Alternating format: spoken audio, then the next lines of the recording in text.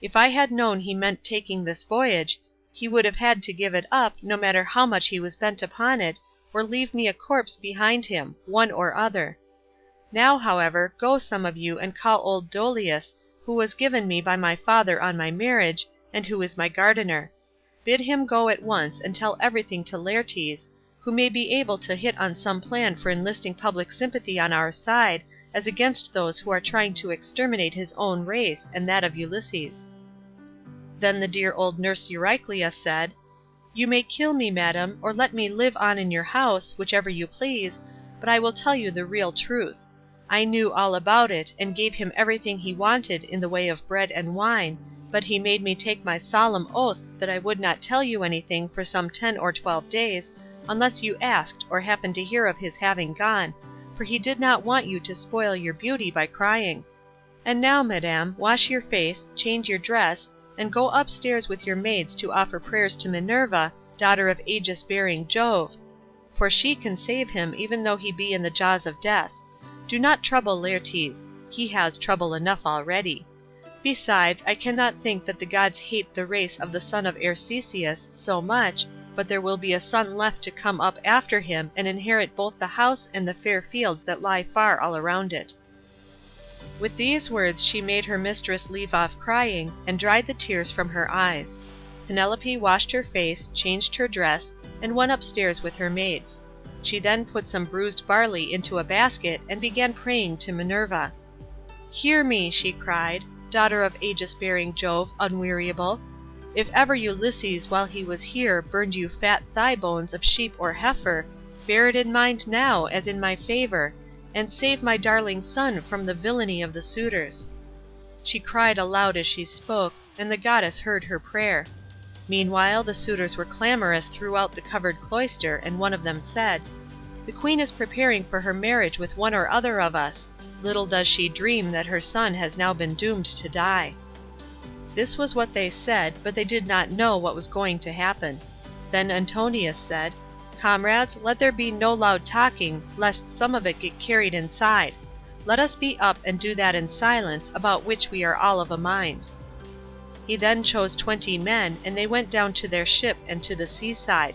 They drew the vessel into the water, and got her mast and sails inside her. They bound the oars to the thole-pins with twisted thongs of leather, all in due course, and spread the white sails aloft, while their fine servants brought them their armour. Then they made the ship fast a little way out, came on shore again, got their suppers, and waited till night should fall. But Penelope lay in her own room upstairs, unable to eat or drink, and wondering whether her brave son would escape, or be overpowered by the wicked suitors. Like a lioness caught in the toils, with huntsmen hemming her in on every side, she thought and thought till she sank into a slumber, and lay on her bed bereft of thought and motion. Then Minerva bethought her of another matter, and made a vision in the likeness of Penelope's sister Ipthime, daughter of Icarius, who had married Eumelus and lived in Pherae. She told the vision to go to the house of Ulysses, and to make Penelope leave off crying, so it came into her room by the hole through which the thong went for pulling the door to, and hovered over her head, saying, "You are asleep, Penelope. The gods who live at ease will not suffer you to weep and be so sad. Your son has done them no wrong, so he will yet come back to you." Penelope, who was sleeping sweetly at the gates of Dreamland, answered, "Sister, why have you come here? You do not come very often, but I suppose that is because you live such a long way off. Am I, then, to leave off crying, and refrain from all the sad thoughts that torture me? I, who have lost my brave and lion-hearted husband, who had every good quality under heaven, and whose name was great over all Hellas and middle Argos, and now my darling son has gone off on board of a ship, a foolish fellow who has never been used to roughing it, nor to going about among gatherings of men. I am even more anxious about him than about my husband.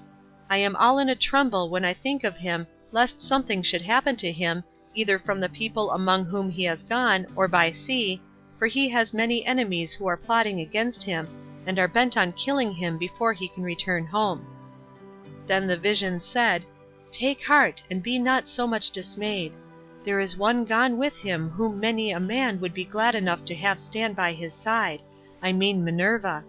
It is she who has compassion upon you, and who has sent me to bear you this message." "Then," said Penelope, "if you are a god or have been sent here by divine commission, tell me also about that other unhappy one. Is he still alive, or is he already dead and in the house of Hades?" And the vision said, "I shall not tell you for certain whether he is alive or dead, and there is no use in idle conversation." Then it vanished through the thong-hole of the door, and was dissipated into thin air. But Penelope rose from her sleep refreshed and comforted, so vivid had been her dream. Meantime the suitors went on board and sailed their ways over the sea, intent on murdering Telemachus. Now there is a rocky islet called Asteris, of no great size, in mid-channel between Ithaca and Samos, and there is a harbour on either side of it where a ship can lie. Here then the Achaeans placed themselves in ambush. End of Book 4.